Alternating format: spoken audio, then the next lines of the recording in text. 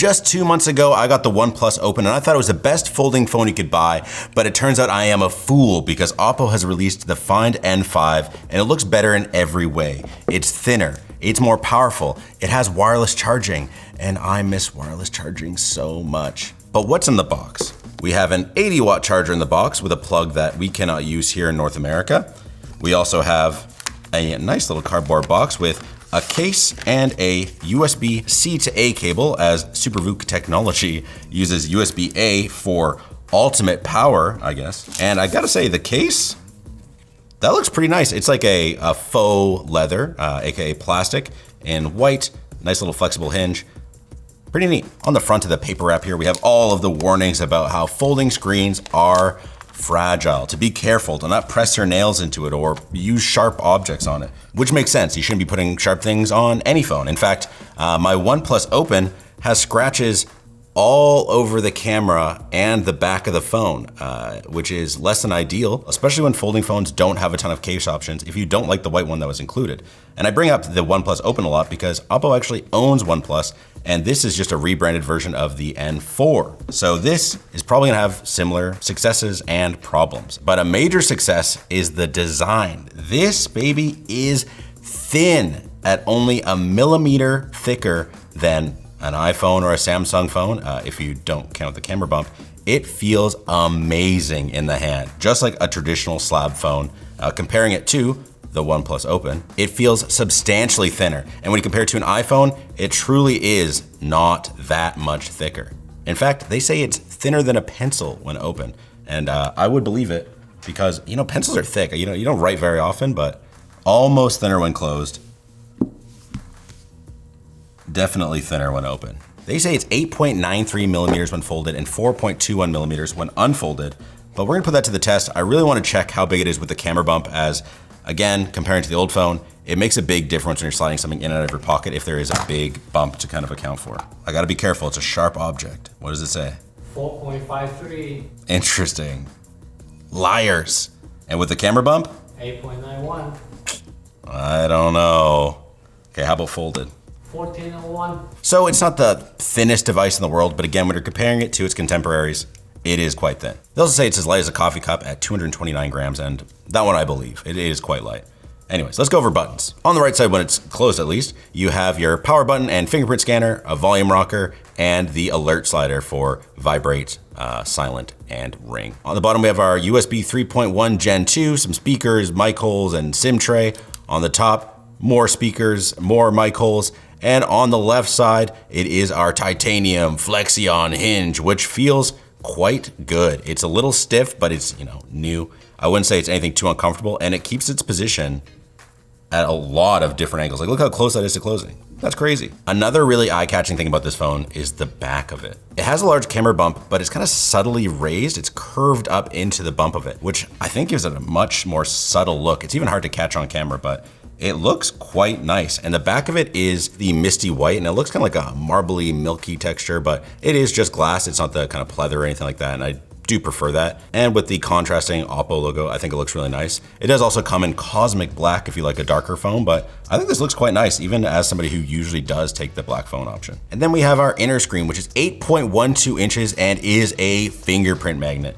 It is an ultra thin glass on the inside of the phone, but that is pretty much just plastic. And it feels fine when you're using it, but as somebody with sweaty palms, it does feel a little bit tacky, so your finger does drag a little bit, which it does feel odd. The other important thing about the inner screen is the crease, and I have to say, it looks amazing. Of course, when I shine in the light here, you can see it in all of its glory, but when you're actually watching content or you're looking at it at a different angle, you barely see it. And it sounds like it'll be really noticeable and you'll be able to feel it, but you truly cannot. Once you get your hands on this kind of thing, it feels so good, especially when you compare it to some of the competition. Like, I find the Samsung Galaxy Fold series, you can see the crease quite a bit and feel it, but this one here, not at all. But if you don't need a giant screen, you can just fold it closed and you get a more traditional 6.62 inch screen. And this is just regular glass, like the phone in your pocket. If the phone in your pocket is big, it is quite a large phone.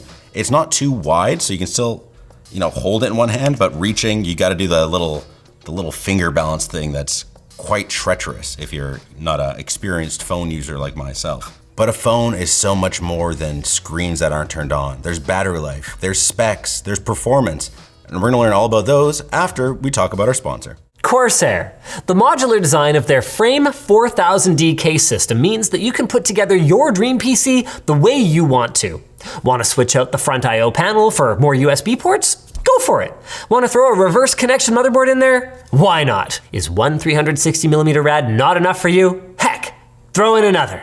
Plus, their InfiniRail fan mounting system lets you easily mount fans exactly where you want them. Check it out today at lmg.gg/4000D or by clicking our link in the video description. This phone isn't just flashy, it's also a powerhouse of specs. We have 16 gigs of RAM, 512 gigs of storage, a Snapdragon 8 Elite mobile processor, though to note, it is a 7-core version of the processor, not the 8-core that can be found in other flagships like the newest Samsung stuff. And it has a 5600 milliamp hour battery in this thin of a phone.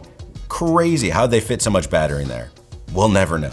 But what we do know is how the battery performed. We had labs take a look, and with our standard battery endurance test, it was able to get 18 hours and 43 minutes, which is on par with other flagships, which is good. You know, it's a thin phone, it's got a big screen, 2 of them, and yet it still did just as well as any other phone. I find with my OnePlus phone, it also lasts me well throughout the day, so it really shouldn't be an issue. And with the included charger, we were able to charge it from 0 to 100% in just over an hour. Enough about battery, Bill. You only want to talk about battery. Okay, we'll watch some content, settle down. The cover screen is 2616 by 1140 resolution, which is full HD+, and it looks great and bright. This is not even 100% brightness, we're just under halfway, and it still looks so bright and punchy. In fact, they claim it's 1600 nits peak when used indoors and 2450 nits when used outdoors, and Labs was able to measure about 1600 nits in SDR, but only just under 2100 nits in HDR. On the internal screen, oh, you just get so much more real estate when you use this inner screen.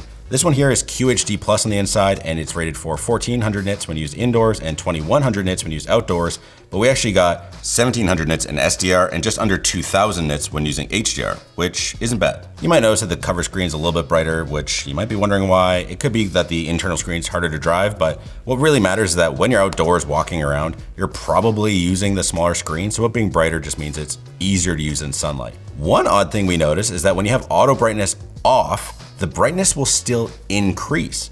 We actually reached out to OPPO about that to see if there was a problem with our software, but they say it's on purpose. It'll set the minimum brightness to whatever you put the bar at, but if you go outside, they want you to still be able to see your phone, so it allows the brightness to continue getting brighter. I've never really seen that before, but it's kind of handy. But it doesn't matter if your content looks great if it sounds awful. Let's check out these speakers.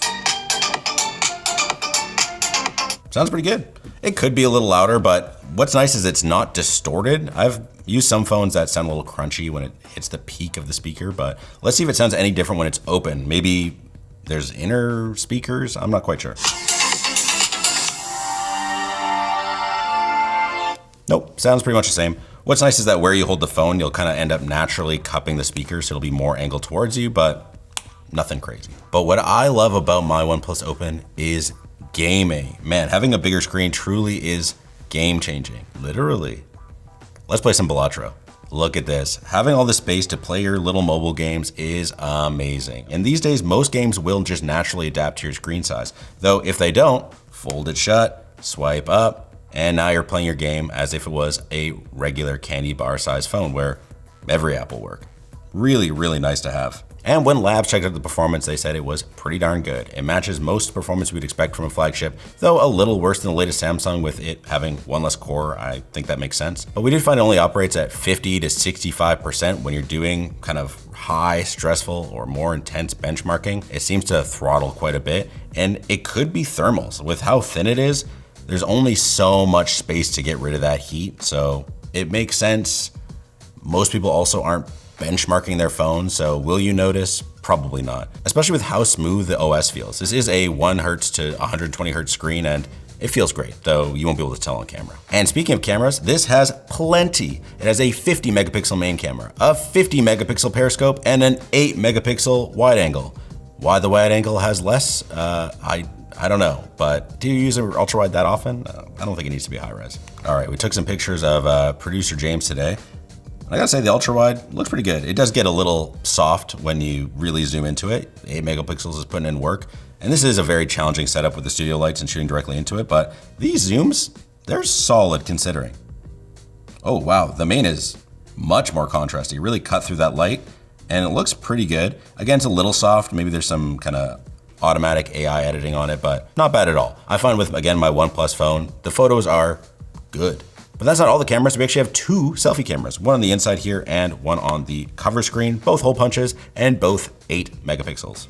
It's just such a weird photo. How do you take a selfie with this thing and not look weird? You know what? Like the other cameras, these are good. They are very wide. It almost looks a little unnatural, but you'll fit all your friends in the photos. And video, very good. Holy smokes, this is steady.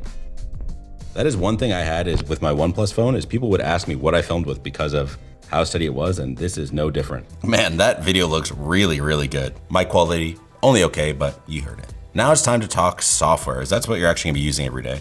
And this is ColorOS 15, which is based on Android 15.